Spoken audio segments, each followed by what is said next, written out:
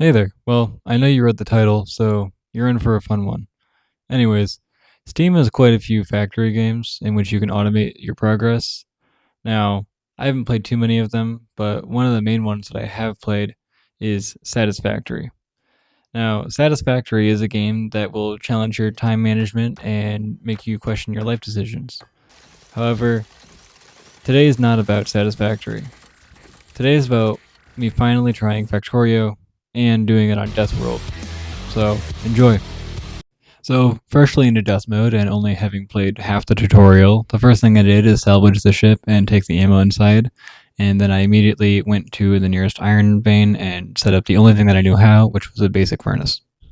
Also, I know it's early on in the video, but if you do end up enjoying, please remember to like and subscribe. It helps me out more than you realize. Now, I'm sure that there are some Factorio people in the comments that are far more experienced with this game than I am. This is actually my first time playing Factorio.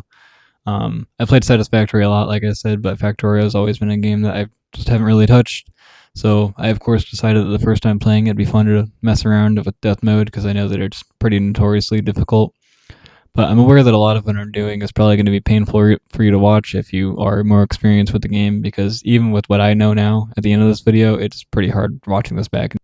Now, of course, being on death mode, we are already being torn apart by biters because that's how it is here. This completely threw me off guard and I wasn't ready for it at all.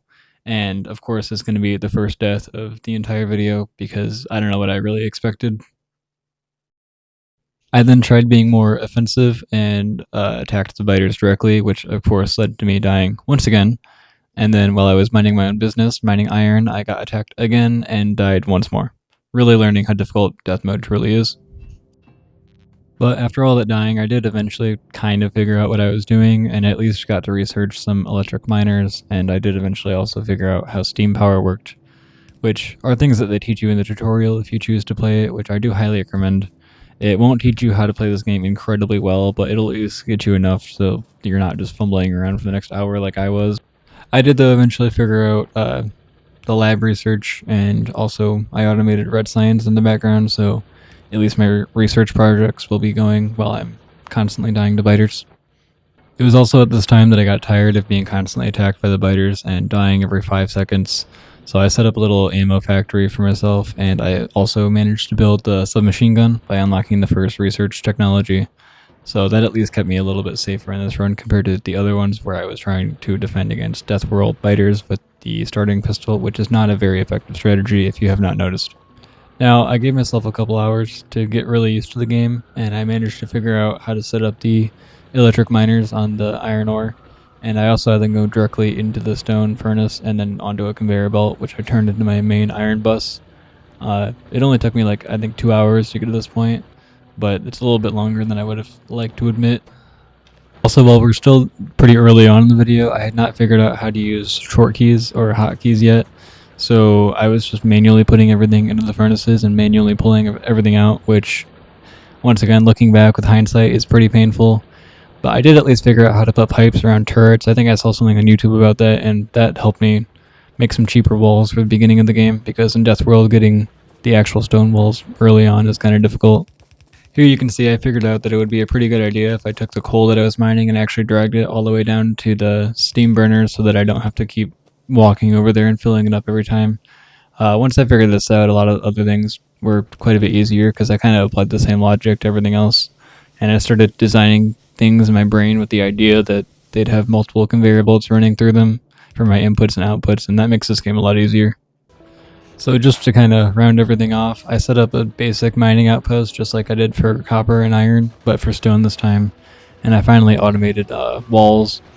You can see here that the little pipe walls that I was using for my turrets are actually good enough for the very beginning of the game, but later on they'll tear straight through them, so I ended up using 2 thick walls around the entire base towards the end, and that would have been possible if I didn't automate this little factory here to make walls for myself. Right now I figured out why even if you're safe with your submachine gun and armor and everything, it doesn't necessarily mean that your base is safe. As you can see, the biters kind of tore through a lot of my conveyor belt here. Luckily, I was close by, so I was able to gun them all down, but it's really important to have turrets covering everything, because otherwise, especially on Deathworld, you're gonna lose most of your stuff to being eaten by biters. I finally got actual stone walls set up too, and as you can see, I'm kind of just making little turret outposts, because if you put them far enough away, or at least closer to the biter nest than the rest of your stuff is, they'll attack that before they attack your actual base. We got hit with a pretty big biter wave here. They actually chewed through 2 of my turrets up there that were protected with the pipe walls. I barely managed to survive this, but that's only because I learned about a little trick with the fish, and they actually heal you way more than they realistically should, considering that you're just eating raw fish. But thanks to that, I was able to walk over to my other turret, and that kept me safe while I was shoving fish in my mouth. Now, since rebuilding my entire coal outpost didn't exactly sound super fun every time the biters decided to run through it, I went over and built some actual turret outposts with some real walls instead of just pipes this time, and that held for quite a while.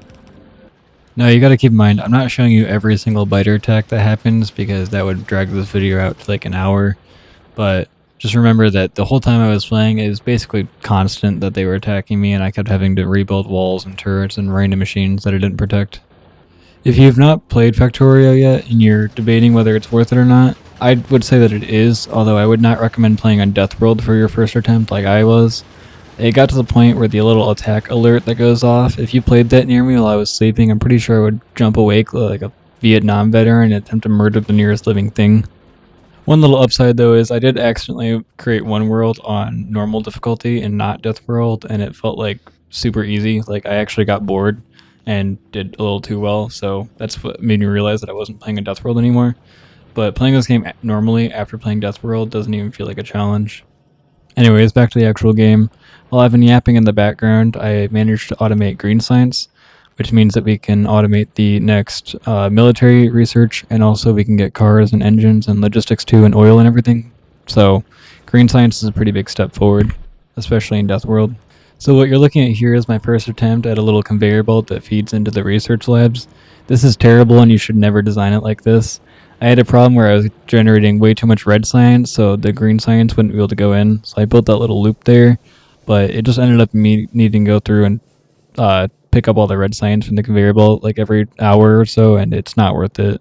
I made a design way later on that works a lot better than what you just saw. And for anybody wondering how I've been powering all of my furnaces this whole time, since I don't have it automated, every once in a while, whenever they would run out, I would just take the entire length of the conveyor belt and run down the whole thing, and then I'd run through the whole factory with my new hotkey knowledge, and I would fill up all the furnaces. It was also around this time that I decided that I did not want to get attacked every 5 minutes, so I finally built a wall around the entire complex, and I later on went through and made a second layer to it. Now, in the amount of time that it took me to finish the outer wall of the complex, I'd also researched grenades, which means that the gameplay started to look a lot more like my real life, just throwing grenades over a concrete wall at the HOA members outside, but it's a pretty effective defense strategy. However, with the amount of biters that have been mowing down and the amount of pollution that I'm pumping straight into the stratosphere, the biters were starting to evolve, which is a big problem for us, so I decided that it was time to make a steel plant. You can also see that the biters are attempting to breach through the wall in the background, but my turrets are taking care of it because the wall is quite effective at this point. But I don't really want them to ever get through, so that's why I started to research steel so I can get up to better things like flamethrower turrets. What you're about to witness is baby's first turret creep. I wasn't very good at it at this point, especially since I didn't know that you could automatically put bullets into your turret using hotkeys, so I was still manually feeding them. But this first turret creep did go decently well. I also didn't realize that the worms can kind of outrange your turrets and shoot over walls, so I wasn't the most experienced at this point in the game, but this was the first real push that I made against the biters. At this point in the attack, I was feeling a lot more confident with my abilities, especially since I had made red ammo with that steel plant that I'd set up earlier. I was kind of getting hit every once in a while by the worms, but I really didn't think it was that big of a deal since I had also researched some armor. I don't know why, but at this point in the game I did not get steel armor, even though I totally could have. But I figured that just running in there like a maniac with the grenades and shooting things would work pretty well. And honestly, it got me a lot farther than it probably should have. The grenades in this game are pretty powerful, especially when you research the first explosives improvement research tree. So grenades will get you through even some of the stronger biter hordes, especially, like I said, if you're using the strategy of just sitting behind a concrete wall and chucking grenades at them. Even though the grenades will damage your walls quite a bit, it's worth it to take out an entire biter horde, and that's kind of the mentality that I went into this attack with. However, even though I did pretty well on that attack, I did eventually, as you can see, die, and I had to restart. So here I am in my new factory. I didn't want to make you watch me get all the way back progress-wise, so I'm about where I was last time, except this base is a little bit better organized, and also I fixed that science problem that I had with the last base. But here I am making my grenade factory again, and I'm just about where I was when we died last time. Another thing that I changed for this base is it's making a lot more steam power than the last one was. It's pretty much the same setup, it's just expanded a little bit farther because this base uses quite a bit more electricity than the last one did. So we finished up research for the engines and also cars, so I just kind of stood around and handcrafted a bunch of pipes and everything for the engines, and then I stuck everything in the assembler and once again just kind of stood around until it all crafted up since I didn't really feel like making a whole assembly line for it. In hindsight, I definitely should have. Engines become pretty useful later on, especially when you want to set up trains and everything. But I didn't know that at this point, so I just kind of wanted to get the 8 that you need for the car and get it over with, so that's how I chose to do it. Once we had crafted the car, I decided to walk down and I saw some oil on the map, and I mean, obviously that's the next step progression-wise, so I just wandered through the woods with my flashlight until I actually found the oil, and it wasn't too far away. The only major problem was that it's right next to a pretty big biter nest, but if I set up some flamethrower turrets using the oil pipeline, they really shouldn't be too big of a problem. I was pretty excited though that I got an oil processing even on Deathworld, because I've heard that getting to and then setting up oil is kind of a pretty big filter for this game, so I thought that I was doing pretty good progression-wise. But now that I had the pump jacks down and everything, all I had to do was cut down a few trees and make this giant oil pipeline all the way back to my base. I'm going to eventually use this for flamethrower ammo and everything, but I didn't feel like setting up trains, so I just literally dragged a giant pipe all the way back to my house, and it worked pretty well. Now that our oil pipeline was completed though, I set up some flamethrower turrets to keep our oil safe because it's going to be pretty important, and that biter nest nearby was making me nervous. But with those all set up, they should be able to keep the oil safe for quite a while, until I can go through and burn down that biter nest. Now, while I stand here and just produce flamethrower ammo to burn down all the biters, I just want to say, I know I've said it before, but I really appreciate all the support that the channel's been getting recently.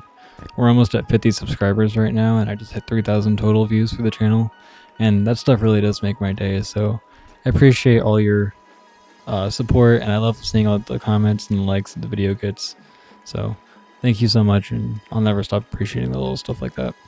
Anyways, now that I actually had a flamethrower with ammo in it, it was time to test it against the bugs, and I was surprised at just how effective it really is. I mean, I expected it to be good, but flamethrowers in this game are ridiculously good. Turns out just burning bugs to death is pretty effective and works quite well. But with that, that's going to be the end of this video. I'll leave it off just with me walking around and burning down some biter nests with my newly acquired flamethrower. But that was my first experience with Factorio on Deathworld. My first experience with Factorio at all, actually. Honestly, I don't think I'll ever play Factorio not on Deathworld. Like I said, I played normally on accident that one time and I just kind of found it boring. Felt like I was progressing. I don't know, this sounds weird, but feel like I was progressing too easily. And Deathworld is just a nice challenge, I think. Maybe I ruined the normal experience by playing on Deathworld first, but personally, I think I'll always play on Deathworld. But with that, thank you so much for watching, and I'll see you in the next one. Bye.